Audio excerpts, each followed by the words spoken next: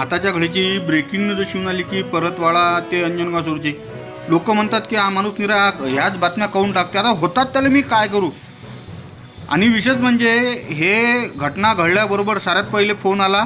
मी आज साऱ्यात पहिले त्या ठिकाणी शुभम खेरडे आमचे जे मित्र आहेत सनी मिश्रा याची त्या ठिकाणी ॲम्ब्युलन्स सेवा पाठवून त्या सदर व्यक्तीला पहिल्यांदा दवाखान्यात नेलं.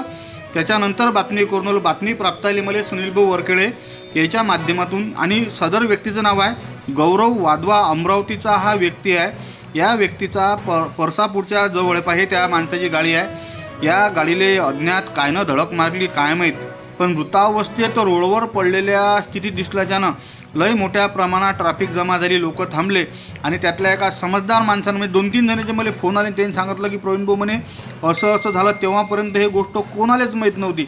गौरव वाधवा असं त्या सदर व्यक्तीचं नाव असून अमरावतीचं आहे असं त्याच्याजवळच्या असणाऱ्या कागदपत्रावरून दिसून आलं.